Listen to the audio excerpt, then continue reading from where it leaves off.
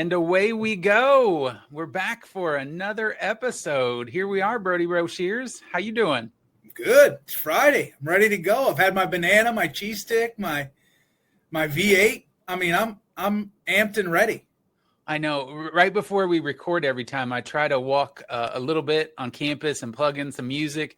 And today I was listening to some AJR and just getting my head right for the mood and the conversation and the energy. Let's go. Let's do this. Yeah, it's good. It's a great day. Another Friday. I think recording on Friday is fantastic. It is another Friday. Looking forward to the weekend already. I also want to say for our non-visual audience that's not watching on YouTube or any other format, you've got a nice sweatshirt here on with a dog on it. Yes. We were talking about dogs the other day on our phone. We both have dogs. I've had a dog or at least one dog in my house since 1998. You've got a dog, Scout. I've got a picture of one of my old dogs here, Johnny, who passed away right before I moved to Illinois State. And dogs are amazing. I mean, I'm not really a dog person. My wife is a dog person, so I've had dogs in the house all the time. But, man, they love you so much. How can you not like them? I know. Our dog is great. We have a golden doodle, Scout, and he's just tremendous. And a lot of times when you and I are talking on the phone, I'm on my way to pick him up from doggy daycare, and I feel like that just blows your mind. It blows my mind. You have a dog that goes to doggy daycare. You really love that dog. He goes at least once or twice a week. And they take pictures of him and show you updates and tell you when he gets excited about things. Is that right? Yeah, I'm literally looking at a picture, where my dog is giving me the side eye because you can have him sign up for various picture days at the daycare for the dog.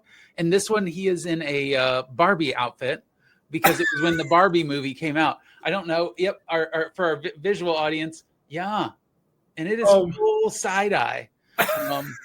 But, you know, like they have a pool in the back. And it's not like this Walmart pool. Like it's a built pool for dogs. But he loves it so much. They call and say, Dr. Thomas, Scout's not feeling very good today. You're going to have to pick him up. He ate his food too fast and threw it up. Is that how it works? No, I don't know that we've ever gotten a call other than like if it's like an accident, like another dog nipped his leg. And so, you know, that type of thing. But really, it's just he goes and has a great time. I call it Dog Disney World because he just loves it so much in the morning. He runs out and he has a great time. And then at the end of the day, he comes home and he crashes and he's not up in my lap the entire day saying, pet me, pet me, pet me. Yeah, I think we always had multiple dogs in the house because they needed playmates, right? Like Kat spent a lot of time at home when the girls were in school. And it just worked out. They've been great companions. I mean, it's brutal. I've had to put a couple of dogs down too. You know, Johnny here, he passed away just at the house. And I think anybody who's loved pets knows that the hardest part about owning a pet is having to put a pet down when that time comes. And man, I don't like that at all. It's the worst part. But because they love you so much, I can't quit them. That's the thing. I'm sure there'll be another dog in my house before my end. That's for sure. Yeah. And I think it's we talk about Friday, good energy. There's nothing quite like going home. And no matter what kind of day you've had, your dog, and I say cat, I'm not a cat person. I'm allergic. They literally would make my neck swell up. But like for me as a dog person, come home, the dog is there and happy no matter what. Yeah.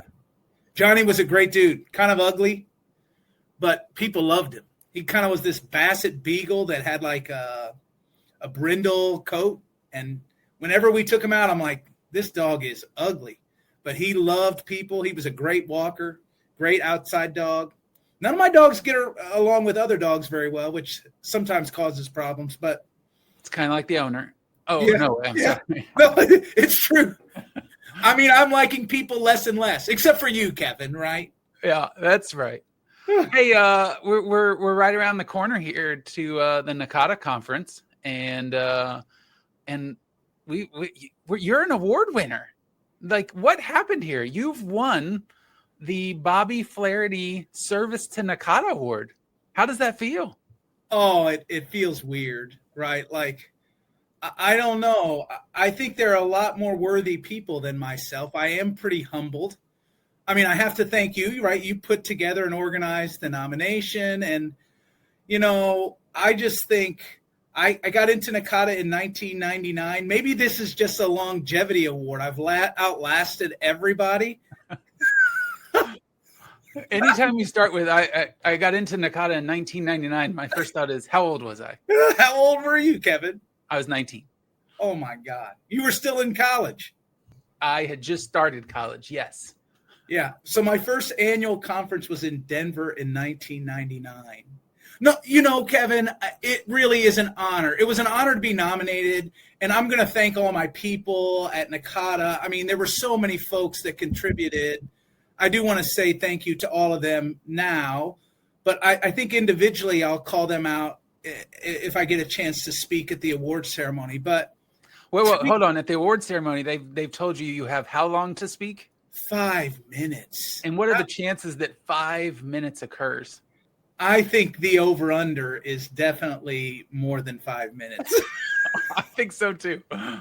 There's zero way. I'm going to time it because I'll be there, but there's zero way that's happening. I'm supposed to send them a script, and they don't understand. That's not how I've ever worked, right? Like ever. I've never scripted anything in my life. They're trying to put you in a box. Right. I mean, there's one speech I can remember writing things down, and it was for my dad's eulogy, right? And even then I went off script tons of times. I don't know that I'm going to be able to put together a very good script for this, but Kevin, when I really seriously reflect, service is about people, right? And the first thing that I would say is getting involved in NACADA was really just about making sure that I could be good at my job, like just learning from other folks, presenting. And then I just got addicted to the association and helping others and interacting with others and building great professional relationships and networks. And sure, there's a lot of work that comes with that, but I've loved every minute of it. And so I am really humbled and honored to receive the award, and just so grateful that folks like you who put the nomination together and folks that wrote the letters of support took the time to kind of, say really nice things about me. I'm not sure I deserve it, but it's great. And for folks that don't know that are listening, the Bobby Flaherty Service to NACADA Award recognizes a member, in this case, Brody, for outstanding service to the organization. And she was NACADA's executive director for a couple decades. And really just influential for leadership, stability, and fostering the growth of an organization when it was just beginning, and really seeing it to where it is today, which is, I don't know the exact number, but 13,000 members, large throughout the globe, which is just fantastic. So congrats to you, my friend. Thank you so much. Thank you so much. Really appreciate it. So I think we're ready to move to our guest. Are you ready? I'm ready. Let's do it. This is exciting. I am excited. Today, I think can both say this. We're honored to be joined by Marsha Miller, Emeritus Assistant Director of Resources at NACADA. Over decades of service, Marsha has guided the development of advising literature, co-edited foundational texts, served as managing editor of the NACADA Journal and NACADA Review, helped shape national standards through the Council of Advancement for the advancement of standards in higher education. And more than that, she's just a great colleague and friend that Brody and I have gotten to know over our time frame within the organization. And so we're super pumped to have Marsha Miller here with us today. Welcome, Marsha.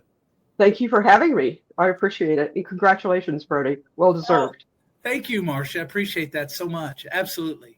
Well, let's not delay the fact that this is now there are more award winners on this call than there are not. One of these things is not like the other, Kevin. Yeah, and it's me. I'm the non-winner in this group.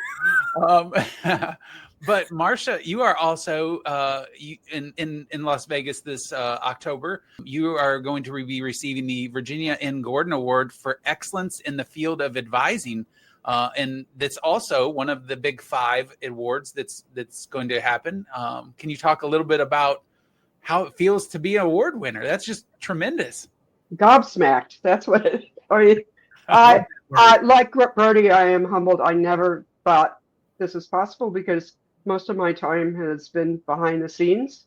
I've never been the face out there. I mean, Charlie was always the one on the stage, and he is an award winner too, previous Gordon Award winner.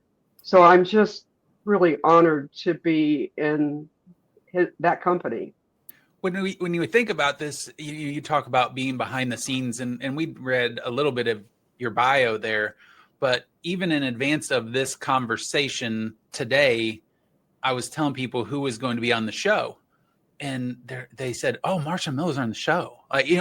There's this awe that comes with the things that you've done over that period of time that I think you probably just say, I just did it. It was my job. It was the role. It was what I was doing. But foundationally, what you've provided NACADA in the advising profession for many, many years is just so powerful. And I don't know that that's always something you can wrap your head around. But as you think back on this journey, did you think you'd be here today? No, I didn't even think I'd be in advising. That was not, like so many of my generation, I didn't start out to be an advisor. I just kind of backed into it. And all the way through, every job I've ever had, I've created. Somebody had a vision and said, we really don't know what this is going to be, and we don't have a lot of details, but here, run with it. And Bobby and company gave me that freedom to run with it. And a lot of challenges along the way. A lot of them met, some of them not met. It's just the way things go. So yeah, I'm pleased to say the least. So 18-year-old Marsha would not have said, I'm going to end up working for NACADA and work in advising and go down this path. So I started out teaching 8th grade social studies of all things. Oh my. And yeah, 8th grade social studies. And back in the day when they were just starting to do testing for special ed, and they had tested a few students. And so the principal gave me a section of the class that he called the jelly jar students. There were any students who had a label. Oh. So, which by the way is illegal. Yeah. Yeah. But I went back home, and Richard and I were renting an apartment from a lady who was the only special ed teacher in the district. And she said, they can't do this, number one. And number two, you don't have any background, but let's do this. So I wound up in the end getting a master's degree in learning disabilities. Wow. And working in schools and realizing that it's not about the label, because that's a deficit way of looking at kids. It's about helping them find their strengths and believing in themselves, and working with the faculty in the regular classrooms so that they can capitalize on those strengths. So I spent a lot of years doing that. And then we moved to Kansas, and there was a community college here that got a grant for curriculum development. And so I hired on because I thought it would be really interesting. And I taught a couple of classes, and they said, could you advise? I said, sure, why not? Yeah, let's do it. So at the end of the first semester, the president calls me into the office, and he hands me a registration form, and he says, our advising system is broken. And I'm like, I didn't even know there was a system, but whatever. So he says, I'm sending you to this conference. And by the way, I'm appointing you as chair of this committee that's going to give us recommendations on how to restructure. But at this conference, you're going to learn how to fix advising. And the name on the check was NACADA. And that's how I backed into all of it, and started then with CAN, which is the Kansas Academic Advising Network, and working with them. And then when we restructured, they did an advising center. And one of the parameters was it had to be faculty advisors because it was in their contract, but it was all manned by faculty advisors. And then down the road a few years, we won a program award. And then one of my mentors at Emporia State University, Faye Val, said they're coming up with a job at NACADA. They're calling it research coordinator. They don't know what they want, but what they want you, apply. And I did. And so the rest is kind of history, to say the least. But they didn't know. I mean, when I walked in, there were boxes from the Clearinghouse of Academic Advising Resources that had been in Ohio State. And Virginia Gordon had retired, and Ohio State had boxed everything up and sent them to NACADA. And they wanted me to catalog them and archive them. And I'm like, that's it? That's all you want? They said, well, you have to start the research committee again. The research committee hasn't been doing much. They said, we really don't know who can do it. And so they explained the job. And I said, well, I know who can do it. And so I shot him a name, and they said, well, we don't know that name. I said, let me call him. It was Rich Robbins. Oh, so wow. How about I had worked at Rich when he was at Washburn. We'd been on program committee together. And then he brought Lee Schaefer in, and it just steamrolled from there. And I got to work with Virginia, which is another story I'll tell in my 5 minutes that also is going to go over about how I worked with Virginia. Way to go, Marsha. But with professionalization of advising, there was a task force, and that task force changed everything. And then they realized if they were going to have a graduate certificate in academic advising and a grad degree, and then eventually a PhD, they were going to have a curriculum which meant writing. And so my job was recruiting authors and bringing those authors to the forefront so we could have something that could be studied. That's amazing, Marsha. I mean, I'm sorry, I didn't mean to. That is really awesome. And you managed NACADA's pubs for 15 years, right? Yes, I did. So, and that I've not seen the nomination, by the way. I know Drew Paraway wrote my nomination, and thank you, Drew. But I don't know who else did reference letters. I've not seen any of the materials. So thanks for this opportunity, because now I can pull some of what was going to be in my speech out and say, you need to watch this video for the rest of the speech. Yeah. So, Marsha, what was the most challenging and rewarding part of shaping kind of the NACADA advising library? Working with the people, and a lot like the students that I worked with back when I was teaching the Jelly Jar students, which is a horrible name. A lot of advisors don't think they can write. They don't think they have anything to contribute. And seeing what was in them, Pat Kate is an example. Pat's, when I heard him do his history and theory of advising pre-con, I was at a Region 1 conference doing writing for NACADA, and he's on the other side of the wall. They're all laughing and having a grand time. 3 hours of history and theory of advising. I'm like, how? So when my session was over, I stood in the back of the room and watched and went, holy moly, this guy's wonderful. And so I started talking to him, and he says, I can't write. And I said, let's just present together. And so I talked to Rhonda Baker, who was the chair, who was the conference person for the annual conference. And I said, just give us an hour of pre-con, make it free. And so I told him, I said, I'm going to sit there and I'm typing everything that you say, and you run it for an hour. And that became the first draft of the chapter that we did together in the new advisor guidebook. I mean, and he's like, I didn't know I had it in me. I said, yeah, you do. He's marvelous. I mean, yeah. Shout out to Pat too.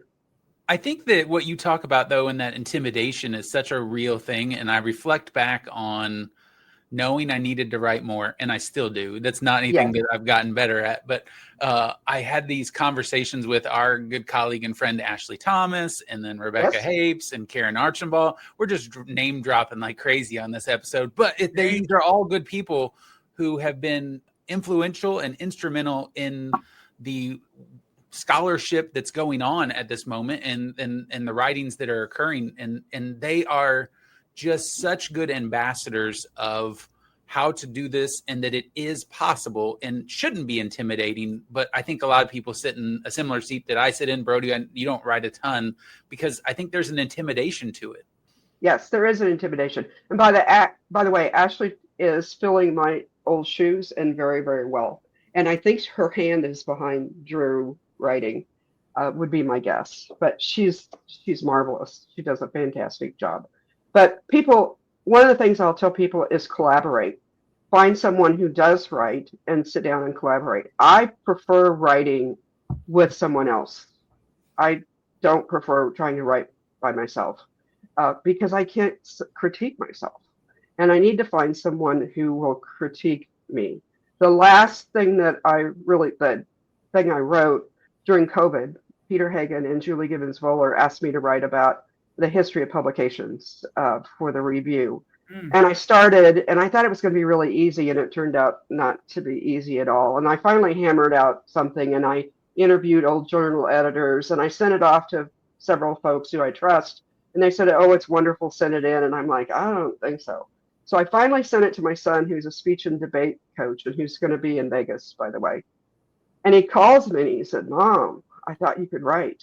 Oh, And I said, "Thank you." I said, "Thank you. That's exactly what I need to hear." He provided so much. And we went through and pulled everything out. He said, "There's got to be, there was one sentence here and there's got to be at least a 20-minute story." And so I tell him the story, and then he'd summarize it in one sentence.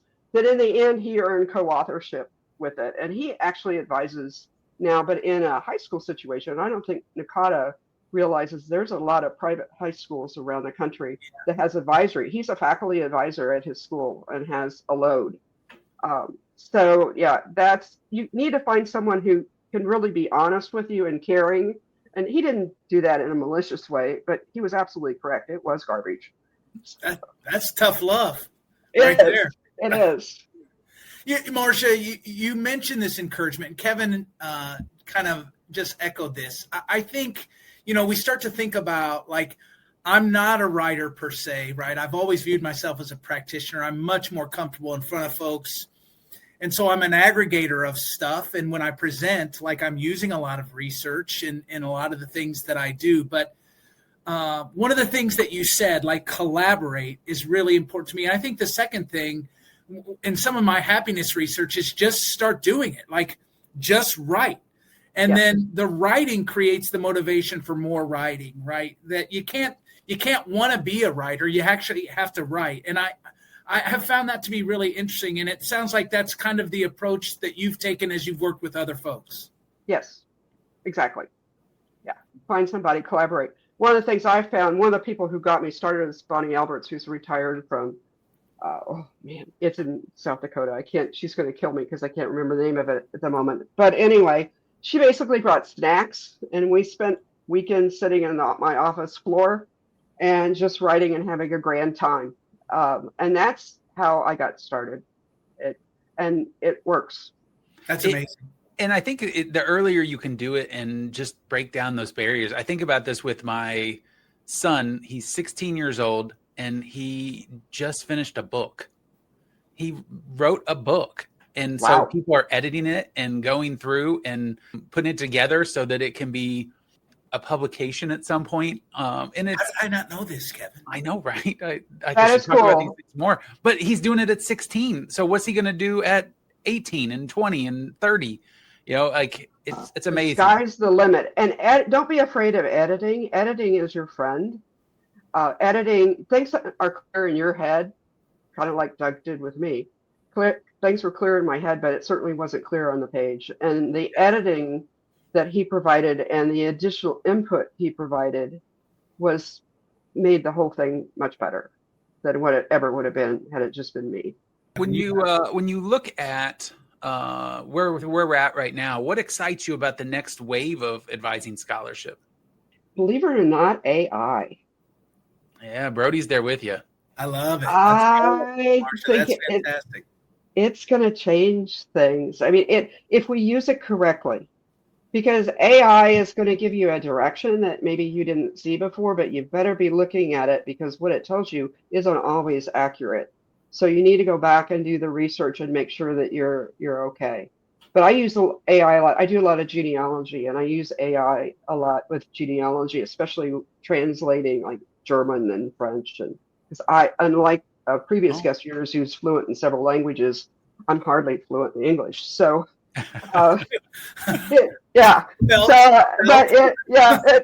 really. But AI, I think, is going to make a huge difference. And even down to, I said this in one of the committees, I still hop on to a few committees every once in a while just to shake things up. But I just really think that AI is going to be able to translate. People are going to be able, we're an international organization. You're going to be able to write in your home language. You're not going to have to write in English. You can write in your home language and then translate it. And then sit down with someone in English to make sure that the words the AI translates really is what it is. Yeah, I think it's going to bring in a lot of new authors too. And to me too, the other piece of this is it allows you to just be more efficient as well, right? That's what I've found in many ways, right? It doesn't automatically do the work for me, but it does take care of the things that maybe take a lot of time, that aren't necessary for me to really focus in on, and be able to focus in on the more important things. You do have to say, however, what tool you used. I think, number one, it is a tool. And I think it helps others to realize those tools are out there. But you can't say, I just came up with all this on my own, because you did have some help. You need to give some credit, which is different than what people use it. No, that is true. Yeah. There's no question about that. So, Marsha, I know you've represented NACADA, say, for example, on the CAS board, right? Yes. And the CAS standards, right? Which part of that work felt most impactful to the academic advising field? Actually, the last thing I did for CAS was I chaired the general standards, and their general standards were higgly-piggly all over everywhere, and like pages and pages and pages, and they weren't organized. And so pulled together a group of people, and we just stood down and said, everything's off the table. Let's organize this. And in doing that, CAS is very student affairs oriented, and they didn't understand that academic advising, there's 1 foot in student affairs and 1 foot in academic affairs.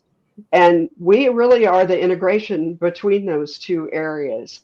And I think doing that, number one, it helped them organize and help people who utilize the CAS standards realize that they are a viable tool. But also help the whole organization understand that academic advising is a little bit different animal, and it really can be a field unto itself.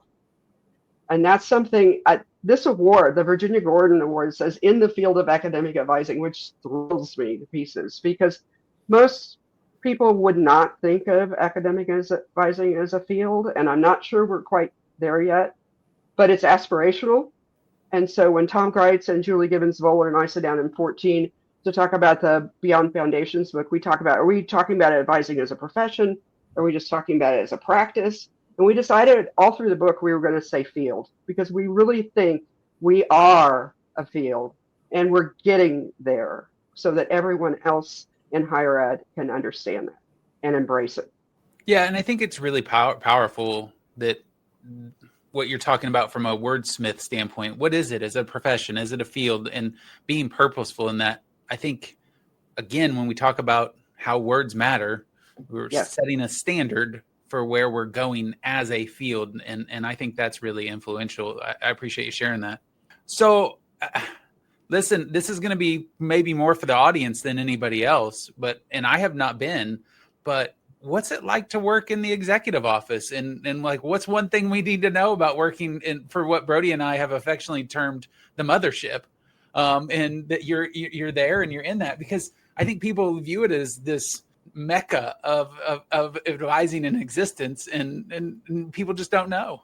So I showed up the first day in a suit because I thought, okay, yeah, same thing you thought. The executive office is down and dirty. You better have running shoes and jeans or sweats on. Let me tell you. Let's go. It is. Let's go. And you need to be able to juggle many things at the same time. And it is not what I thought it was by any stretch of the imagination. And it comes at you fast, and it comes at you hard. And when you have 12, 13, 14,000 members, however many members there are in NACADA, everyone has a different opinion, a different perspective, and a different voice. And you better listen to all of them. So there's a lot going on. You know, Kevin, you said you've never been to Kansas State. I've never been. So I was on the board, but it was during COVID, and so we did virtual. Yeah, I was a part of that group, Marsha, right at the middle of 2010s, where they brought the council and the board every year for the spring meeting to Manhattan, Kansas. And those 4 or 5 years I got to go. I hopped on the council the first year they did it, and they decided they were going to ask the council and the board to go. And I freaking loved Manhattan. And then, you know, the new office was built, and we got a chance to tour that. But my really important question is, like, Varsity Donuts. Do you have a Larry? Is Larry your favorite? I mean, the Larry is a fantastic donut, right, Marsha? I mean, you cannot go wrong. Like, I look forward to that visit every year not because I got to see my colleagues or do the good work of academic advising for NACADA, but because I got to go every morning to Varsity Donuts and have a Larry. And Larry was like this peanut butter and jelly knotted donut with peanut butter on top, jelly in the middle, nuts. It was fantastic. Do you have a favorite donut there? I allow myself Varsity Donuts once a year because if I went every morning, I would have to be in the pool every single day. Because let me tell you, those things are extremely fattening. There's a maple bacon one, which I don't know the name of, that is just wonderful. And yeah, but no. Varsity Donuts is a treat that just every once in a while. All right. Okay. Yeah. If you were here every day, you would be, 400 pounds. Yeah. I got lost in the Varsity Donuts there. Thanks, Kevin, for letting me rant there for a second. I really think that we've moved from this podcast being about higher education, and this has become a trend where we just talk about donuts. Yeah. And that's what it is. It's several episodes running now, but we've figured out a way to bring donuts in again. Sorry. So Marsha, I can bring us back maybe. Okay. This is a big, broad question, but I do think it's important, right? And that is, where do you see advising as a profession headed in the next decade? I don't know that you can predict it. Yeah. I mean, I really don't know you can predict it. There's so many influences going on. Every once in a while, somebody else will sound the death knell for advising. I think the Gates Foundation did that back in 2013. They thought that advising was going to be replaced by computers. And then they realized I actually got to go. They sent me a ticket in the mail. I get an airline ticket from the Gates Foundation. I'm like, is this a joke? To just wander through their convening. And then they sit down and debrief with me. And I'm like, you're crazy. The tool that they were working on, and that's what all it was, is a tool. It's the people that make the difference. The people see what can happen with the students and what each student brings to the table, and they see what they're capable of doing. It's not going to be a tool. And so as long as we still focus on the people doing it, and this is a tool, and AI is a tool. If we still focus on the people, advising is going to be stronger than ever, because that's what we need, is the human touch. Yeah. Students want human compassion. Absolutely, yes. Marsha. There's no question about that. Yes. And I hope that the higher ed administrators out there realize that. I look back at the journey that we've been on, or even that I've been on, and when I was at Western Kentucky University and we were getting a degree audit tool, the panic from advisors that this is going to take my job. Right. And, flash forward a few years later, and a good friend and colleague of mine, Tyler Phelps, was doing his dissertation and was essentially doing it on asynchronous advising that he termed cloud advising. But we talked about a lot about what's the relationship still mean in that. But even then, that was kind of transformational, that you would be advising on the cloud, and then COVID hit and changed everything as well. But I think the common theme there is that technology and all of the things that are surrounding it are really great. AI is going to be helpful in a lot of ways. The relationship is going to be the key in advising. And if you're not doing that, you're not communicating, you're not having that, it's really going to be a detriment to the field. Yes. Yeah, I know, Kevin, I was on a panel yesterday, and one of the things that we talked about is how the tools have changed, right? That technology has changed the work of advising. And I think as long as we're comfortable with the idea that tech complements our work rather than replaces our work, we're going to be okay, right? I do really believe that. And the challenge I run into is when we talk to other advisors, or when I hear folks talk about training and development, we talked to Dana about this a little bit.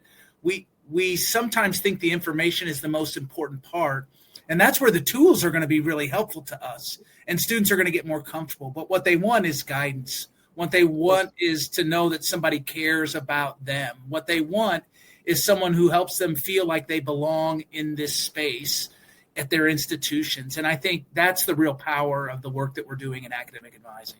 Yes, and that will continue to be the power, which is why I think advising has a rich future ahead of it, because you're not going to replace that with AI. Marsha, you talk about the role that administrators have in this. And so Brody talks a little bit about how advisors often will focus, and I think administrators that are powerful in their approach also have this on being student-centered.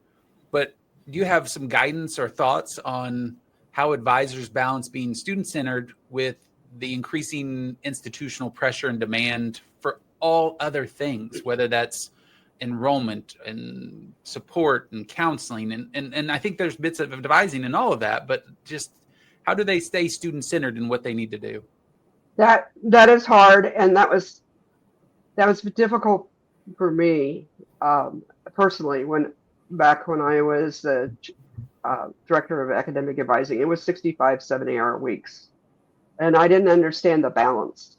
And I think it's really important for all advisors to understand the balance and take time for themselves, for their health, for their exercise, and always talk in terms of what's best for the student. In talking with administrators, it's easy to get into budget issues and technology issues and all the things that really don't matter to students. So if you go into any meeting with student being the focus, I think it's going to come out better. Yeah. And when we talk about the happiness and meaning making for both advisors and administrators, I think serving others is generally a happiness drug, right? And so, I think that if we can help advisors, sure, there are lots of pressures. I know that I have to focus, and Kevin, I know in your role, you're focusing on retention and enrollment numbers, graduation rates. Those are things that I can worry about. But at the end of the day, if I'm in the front line doing the work as an academic advisor, as long as I put the student that's in front of me first and foremost, I think generally I'm going to be happier in my role too, right? And more productive. I think so too. The other thing with the student is we do focus so much on, what do you need to do to graduate, and the deficits that you have. It's what are your strengths? And that's long before there was strength-based advising. But especially when I was dealing with students who had a label and all they saw themselves as a label, if you start thinking about, what is it, where do you see yourself 5 years down the road? What is it you want to do? Where do you want to be? What do you bring to the table? It's a totally different focus for them. It's a perspective that they're not getting anywhere else, and they need to get it from their advisor. All right, so we're going to move to a little bit more of some fun questions. We'll see where we go here, but Kevin, I was already having fun. Yes, we were all having fun. That's a good point. Just making the questions a little more. This is the part that I've been a little bit worried about after watching your previous episode. I think you've been with us now long enough to know that none of this is tricky. We're just having some fun. All right, so we know that you have a great affinity for the camping life. Yes. What's been your most moment while camping? I was most moment while camping was after the 2002 conference in Salt Lake City. We had always tent camped because that was what my husband enjoyed because, he's an outdoor guy. And so he came out and he brought the tent, and we're talking October in the mountains in Utah, and it snowed.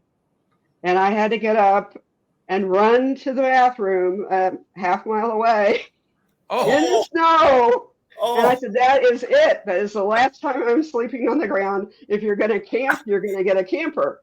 I'm going to have a bathroom right here, and I'm going to have a warm bed. That's it. That was my aha moment. And we do have a camper, and yes, it is nice. Very good. That's a great story. Way to leverage snow into a camper, Marsha. Yeah. The last time I slept in a tent was 2006, and essentially it rained for, 4 or 5 inches the night that I was there, and there was a literal lake of water rolling underneath the tent, and I'm like, I'm never doing this again. That's me, Kevin. My camping, I love the outdoors. I love to hike. I end at a hotel with Wi-Fi and breakfast and a TV. That's the way it works for me. That's camping in a nutshell. I'm happy to visit a campsite, right? Like Marsha, I would come to your campsite and happily eat the food and do all the songs, whatever that is. But then I'm going back to a hotel. Well, we usually camp several times during the summer, and this year's been crazy. We just finally got out last week, and we booked 3 nights. And then they were predicting 3.5 inches. And like you, I have taken down tents and the camper and deluge. And I said, we're not doing it. After 2 nights, we've had 2 beautiful sunsets. We've had campfires. We've done the marshmallows. We're going home because I'm not doing this in 3.5 inches, right? So we went home. Brody, she said a lot of things, but she didn't say the song. So now I'm really curious, like, what songs are you singing while you camp, my man? We don't sing that much because my husband is a singer. He was singing in college choruses. I am not a singer. If he wants to sing to me, that's great, but he doesn't want me to sing to him. Brody, do you want to sing for us? It's a whole new show. We could just do that too. No, but I do.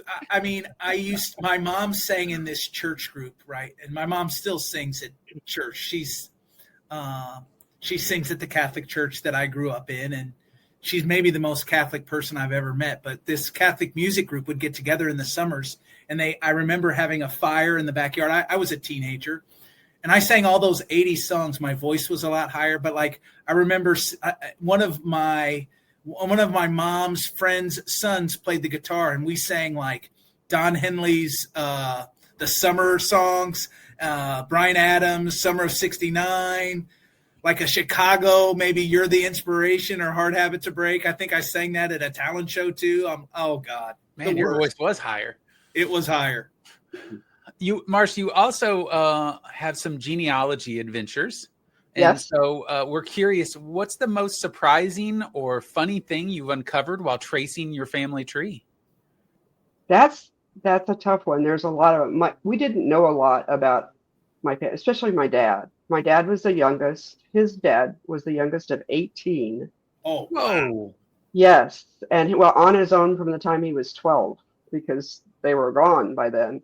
And so my dad wanted to know, where he came from. And that was interesting. My dad's name, my maiden name is Hazlett, Hayslet. You always have to spell it. And so Dad was L.B. Hazlett. He would always look in the phone book anywhere we went for L.B. Hazlett. And he found an L.B. Hazlett in Virginia in Newport News. And he called him. And the guy said, yeah, I'm sure we're related. Yeah, has to be. And his dad was there. And his dad's name was Ben. And my granddad's name was Ben. They came and brought lawn chairs to the motel that was on the beach and talked until sun rose. Wow. And Dad found out, yes, he did belong to that family. And that's incredible.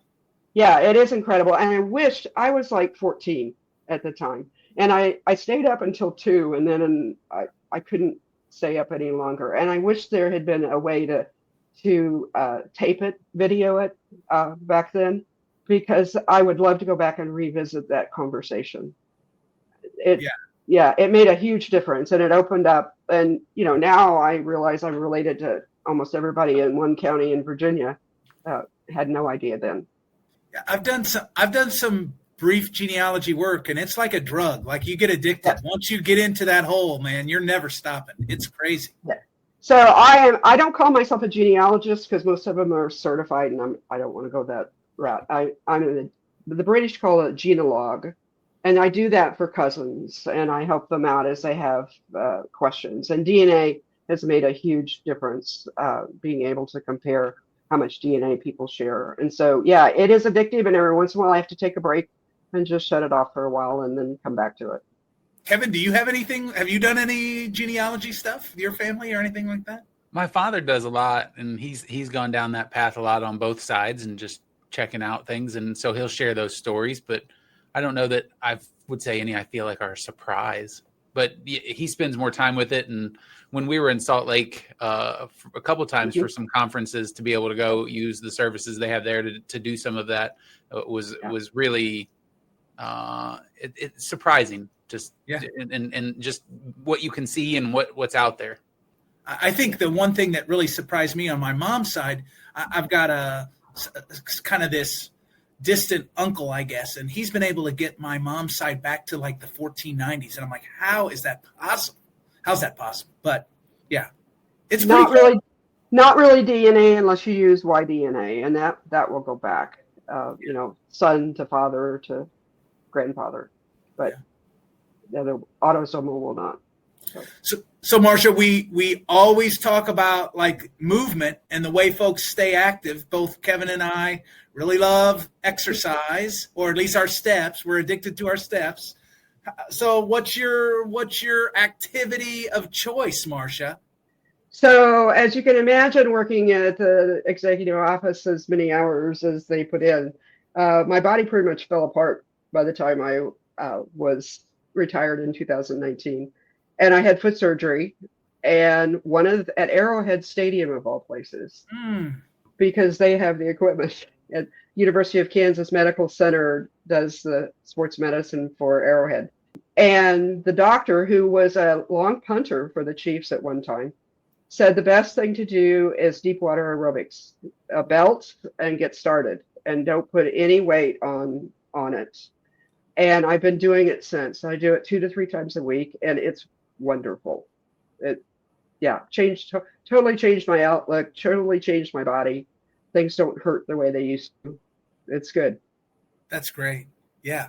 Let's move to the lightning round. I think that's great. Okay. I thought this was it. Okay. You've done fantastic. Now we're really into it. All right. Kevin, you want to get the first one? Let's do it. What's your favorite podcast or audiobook right now? I have hearing aids, which is why we're and because I actually can hear, and I don't listen to things that much. And my family yesterday, every one of them, both my kids called me, and my husband said, "You need to start with that, as you don't hear." But with this, I hear, and maybe I should listen more and slap these on. But it's hard to walk around and in public with these on. It's my Princess Leia look. It's a great Princess Leia look. Coffee, tea, or soda for your daily fuel, Marsha?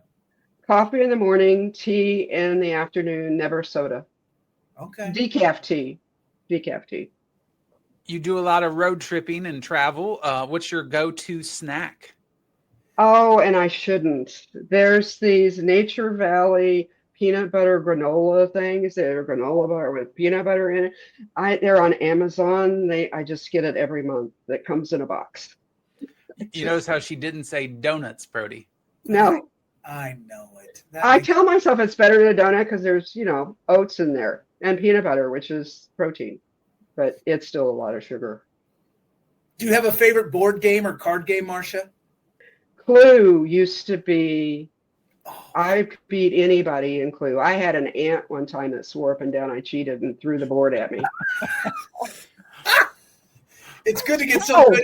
It's good to get so good at a game that people throw stuff at you. I love that.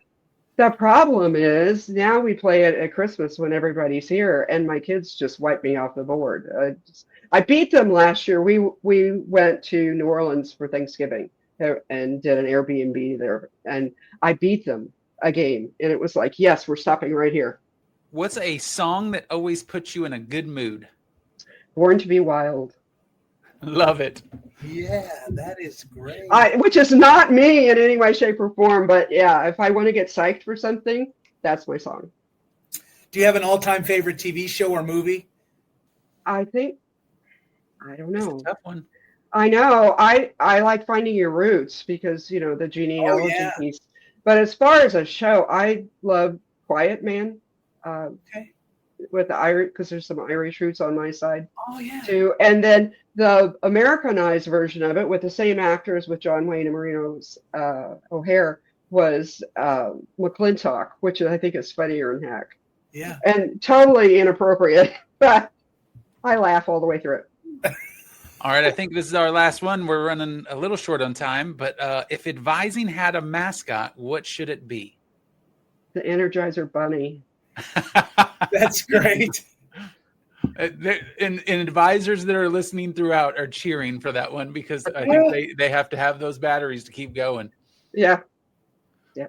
Well, Marsha, we had so much fun. This has been great. So I've been worried about this and what you're going to throw at me, but it's gone really well. So anybody who wants to do this, yes, do it. That's right. Pick up me. You never know what's coming. So That's true. We got to make sure that we keep you on your toes.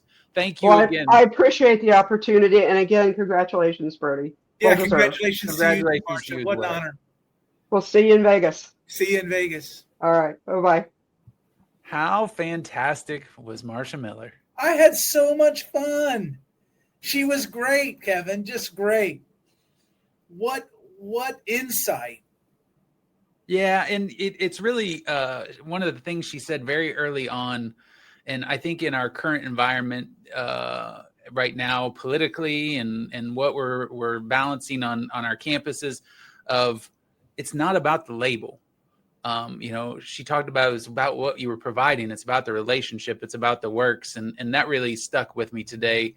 That regardless of what words we should or shouldn't be using, that if you focus on the purpose, which is supporting students, helping students, guide students, then we're doing our jobs. Yeah, I feel like I've been guilted into being a writer again, right? And writing more. That was my takeaway. Just write, correct? Like you got to get at it, collaborate. Maybe you and I should be writing. That's the way I was thinking about it. But doggone it. Yeah, I mean, she's a superstar, right? Yeah. There are very few advising texts, student success texts that you can pick up that aren't going to have something that she's mentioned in. Yeah, her hands and her words are everywhere. It really is an honor to get a chance to speak with her and talk to her about all that she's done for the association. And I'm excited for both of you being award winners and connecting with you here in a couple weeks in Vegas. And really, we've transitioned to full fall here. So I'm curious, as we wrap things up, do you have fall rituals that are yours? Like, do you do this thing every fall? I don't know if I mean, I do really enjoy football a lot. But I'm more of an NFL guy than college guy. Like, one of my favorite things in the fall, I'm a huge English Premier League fan, and the favorite part of my Saturday is waking up about 6:15, 6:20, getting my coffee, and turning that first English Premier League game on that starts at 6:30, and just spending the first half kind of enjoying the morning. Usually my cats and dogs have been fed. It's a great ritual for the fall, right? Get the start of that soccer season is really fun. How about you, man? I'm not a coffee person. Again, never had it. But so the pumpkin spice doesn't do much for me. It's not one of those things. It's more in my wife's world, where I'm going to pick up her pumpkin spice drinks and know that she's going to have a lot of those things around the house. But I think for me, it's the weather changing and the decorations around town and different things. It's kind of nice to get into that fall, cooler weather, different look, not sweltering hot everywhere you go. In Arkansas, it stays pretty hot anyway. But I think, I don't know that's a trend, but when the drinks switch and you can start to tell the colors are changing. We're walking on campus here recently, and we're surprised at how early the trees were turning this year. And it's just it's kind of a beautiful thing, and it reminds you of that fall feeling that you've had all through life. Kevin, I know you and I were chatting the other day on the phone, and one of the things that we were talking about, and Marsha used the word collaboration, and I think this is really something I wanted to kind of end on today, was just thinking about the people that you reach out to and connect with, right, throughout the time, and how important those networks are. I feel so lucky to kind of be able to chat with you every couple of days or 2 or 3 times a week, and just how important those relationships have been to me. And I think even Marsha using that word collaboration in the writing and in that writing piece kind of just reminded me, and I want to share this with folks, is you gotta talk to the people you care about, right? Reaching out and checking in with folks, your NACADA peeps, your friends, the people that you care about most. And I'm getting a little corny, but being able to make sure, like, folks like Dave Marchesani and Carrie Kincannon and you, Kevin Thomas, people that I reach out to and chat with, I'm just so grateful for those friendships. And I think it's one of the reasons why this podcast exists. But I was thinking about that when she used the word collaboration and working together. But being together with the folks you care about and chatting with them is really important too. Yeah, and this show's really been wonderful. It's so great to hear, whether that's emails or texts or whatever from folks, and just it's kind of exciting to hear, oh, well, my favorite episode has been this one, or my favorite episode's been that one. And it's just like, you have favorite episodes. And I was talking to Stephanie Kraft Terry last night, and she sent me a picture of our podcast on her screen in her car. And it says, with Brody and Kevin. And then her daughter gets in the car, and I guess I had sent her a text at the same time. And she said, the guy who's on the podcast is sending you text messages. Her mind was blown. And so this has just been such a fun journey of connecting with folks along the way. Yeah. Well, you better wrap things up for us today. Yeah. So friends, that's it for this edition of the Pickup Meeting.